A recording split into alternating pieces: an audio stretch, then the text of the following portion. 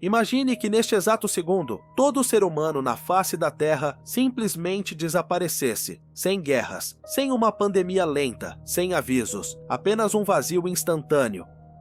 7,8 bilhões de pessoas, evaporadas. O que sobra? A maioria de nós pensa que sem humanos, a natureza simplesmente retomaria o controle de forma pacífica e imediata, mas a verdade é muito mais violenta e complexa do que você imagina.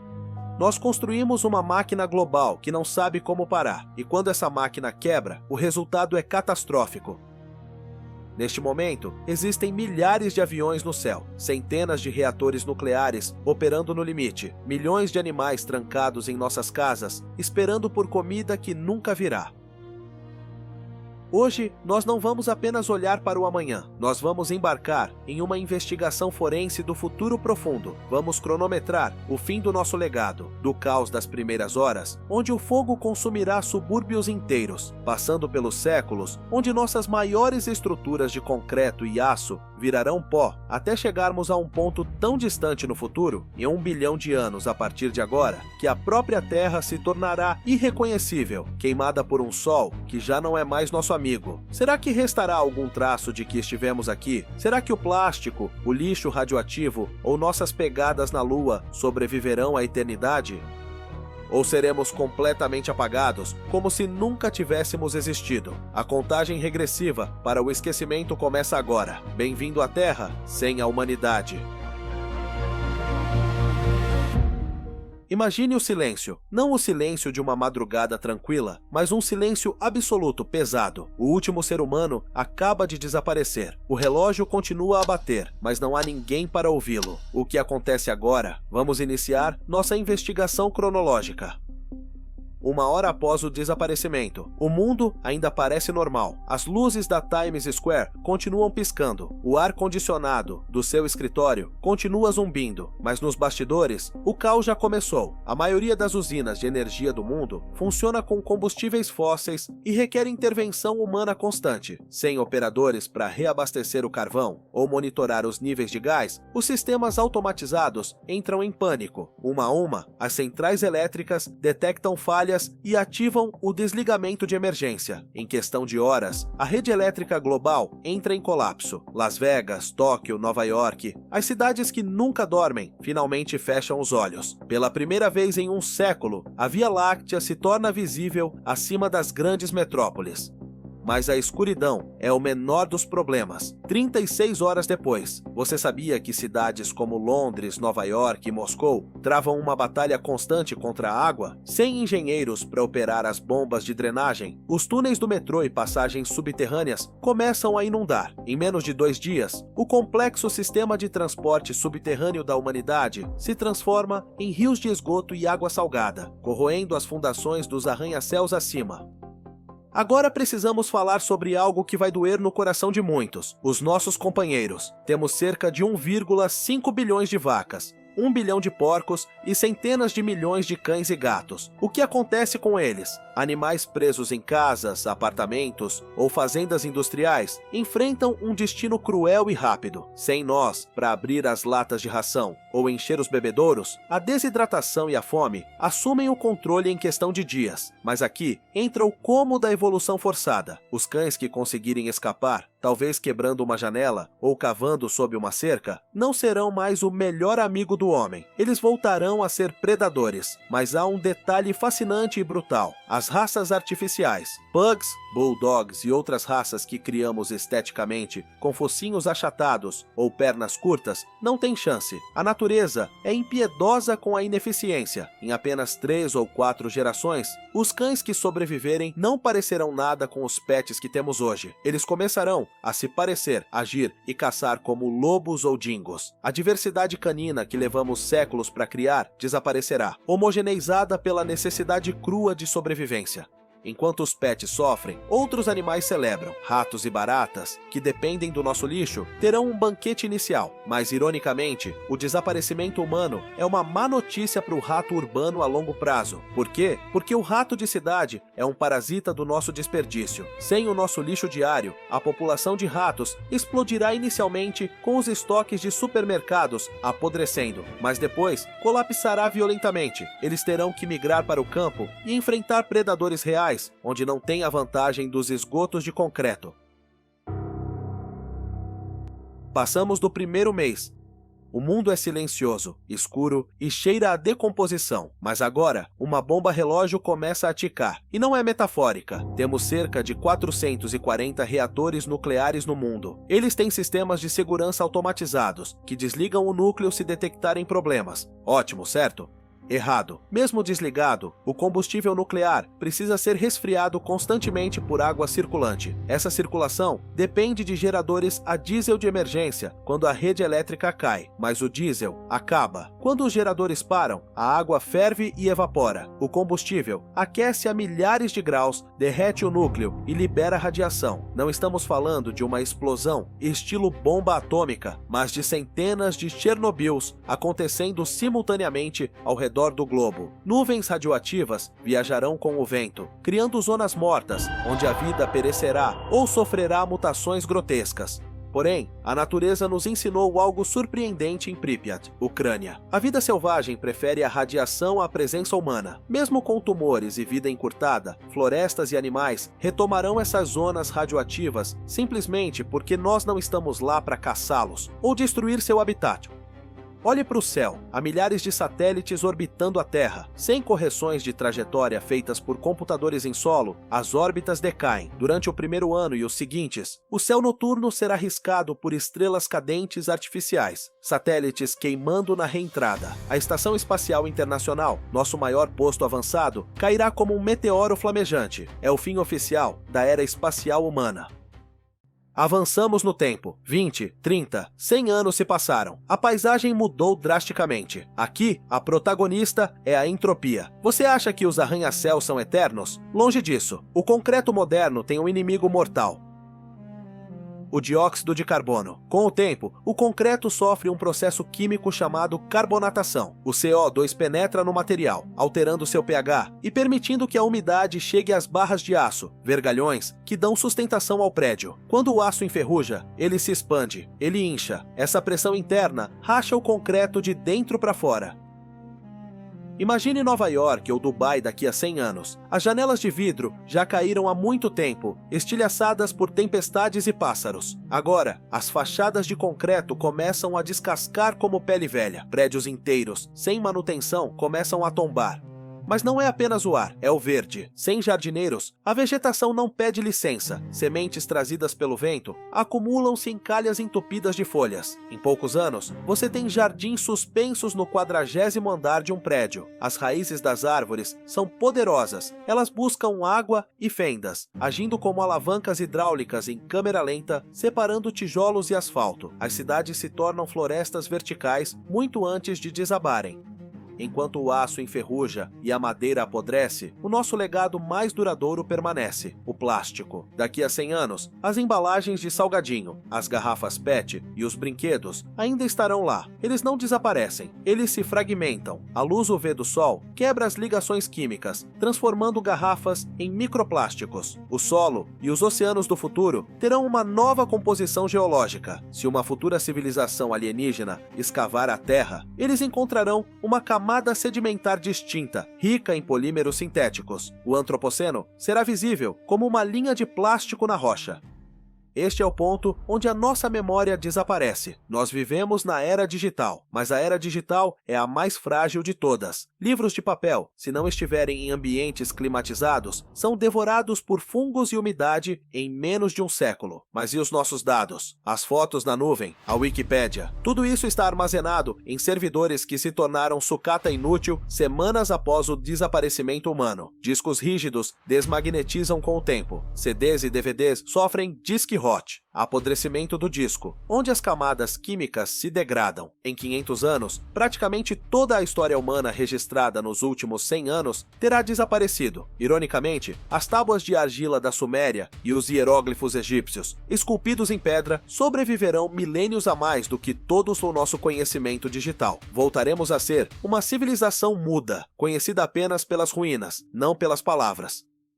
O que resta em pé após um milênio? A Torre Eiffel já era. Sem pintura constante, a ferrugem a derrubou e o rio Sena cobriu os destroços. A Estátua da Liberdade, apenas pedaços de cobre oxidado no fundo do porto. As estruturas modernas são feitas para a eficiência, não para a eternidade. Pontes pênseis, com seus cabos sob tensão extrema, são as primeiras a colapsar quando os cabos corroem. Mas as pirâmides de Gizé, elas ainda estarão lá. A Grande Muralha da China ainda estará lá, embora coberta de mato, e uma surpresa moderna, o Monte Rushmore. Esculpido em granito sólido, numa região geologicamente estável, os rostos dos 4 presidentes americanos permanecerão reconhecíveis por centenas de milhares de anos. Talvez daqui a 100 mil anos sejam a única prova visível de que alguém com inteligência e ferramentas esteve aqui. Eles serão os nossos moais, os nossos totens misteriosos para o futuro.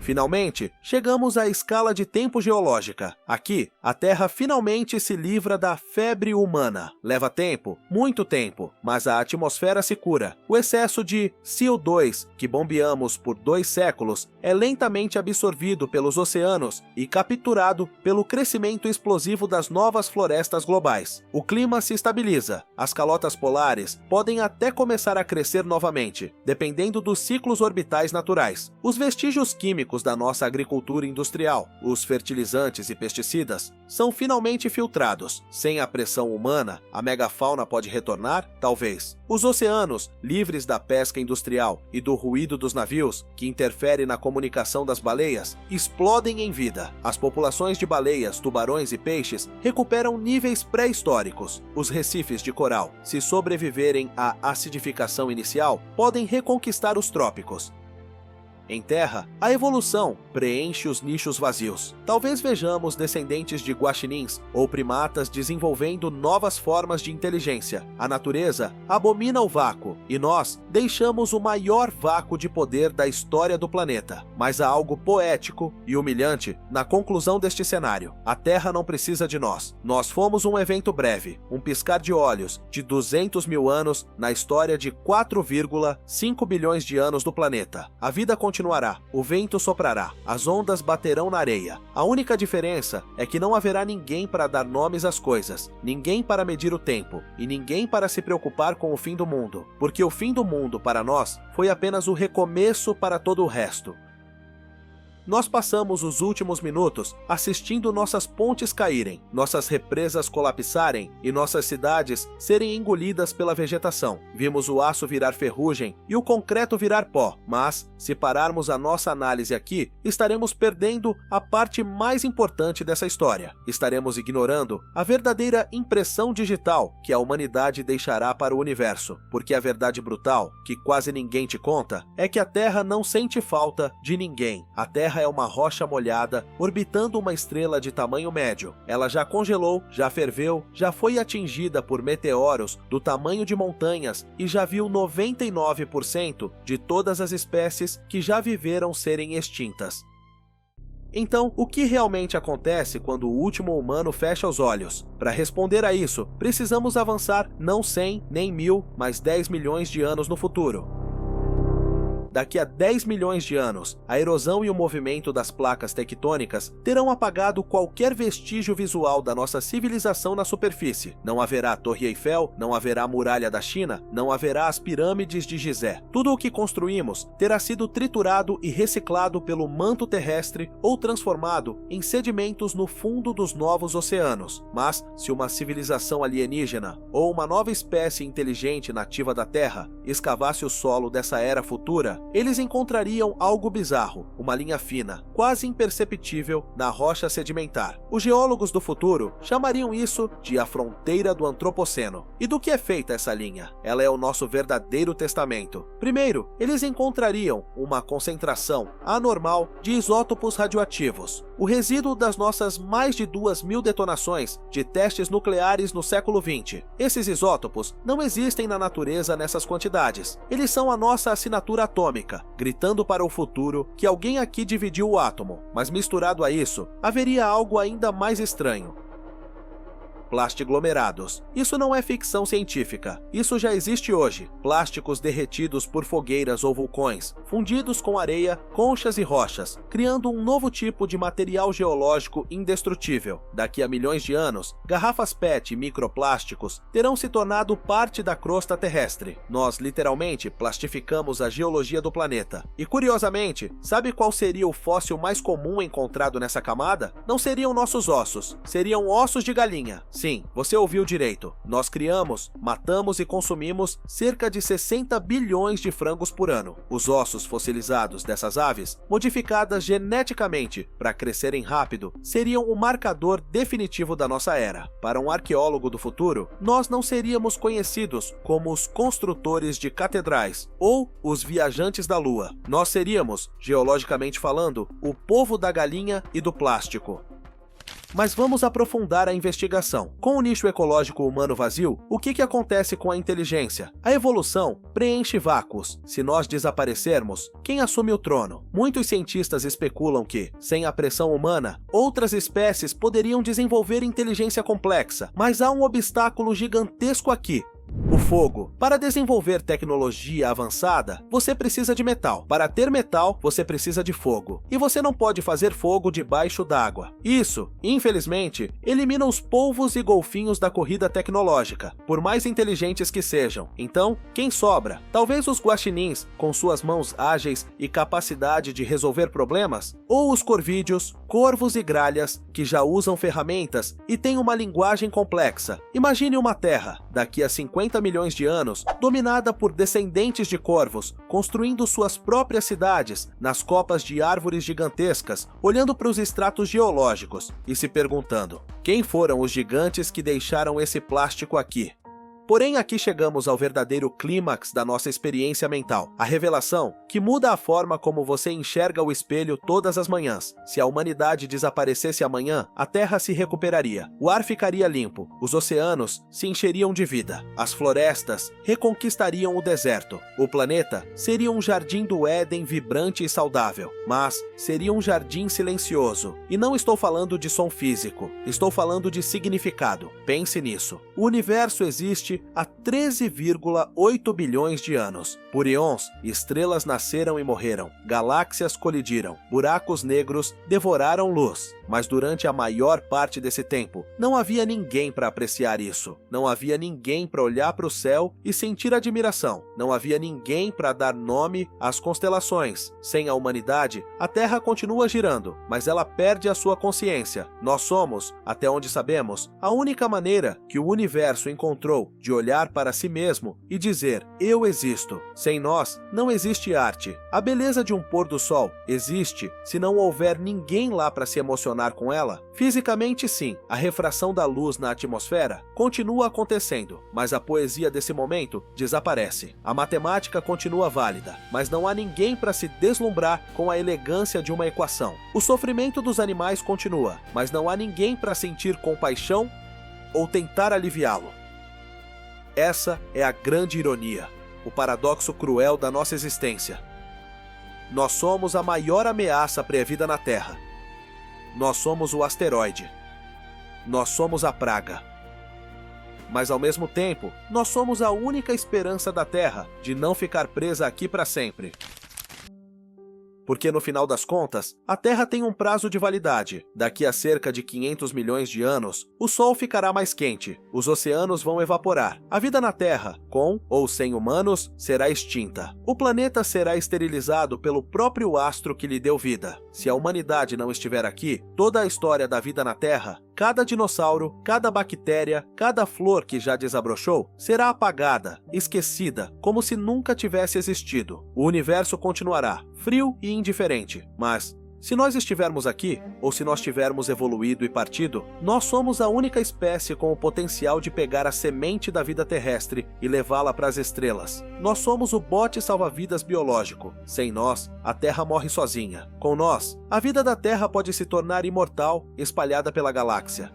Então, o que aconteceria se a humanidade desaparecesse? A natureza retomaria o controle, sim. As cicatrizes que deixamos seriam curadas. O plástico seria enterrado. Mas também restaria um silêncio ensurdecedor. Uma bolha de ondas de rádio. Nossos programas de TV, nossas músicas, nossos discursos de ódio e de amor continuaria viajando pelo vácuo, na velocidade da luz, se afastando cada vez mais, tornando-se cada vez mais fraca, até se tornar indistinguível da radiação de fundo do universo. E lá fora, no escuro interestelar, duas pequenas sondas, a Voyager 1 e 2, continuariam flutuando, carregando discos de ouro com sons de chuva, risadas e saudações em 55 línguas. Se desaparecermos, esses discos serão as únicas lápides de uma espécie que teve o potencial de ser deuses, mas que tropeçou na própria ambição. A conclusão não é que o mundo seria melhor sem nós. A conclusão é que o mundo não tem sentido sem nós, mas nós não teremos um futuro se destruirmos o mundo. Nós e a Terra estamos presos em um casamento cósmico. Ela precisa da nossa proteção para sobreviver ao Sol no futuro distante, e nós precisamos da paciência dela para sobrevivermos a nós mesmos agora. A pergunta não é o que acontece se sumirmos. A pergunta real, a única que importa agora, é o que vamos fazer para garantir que a gente fique.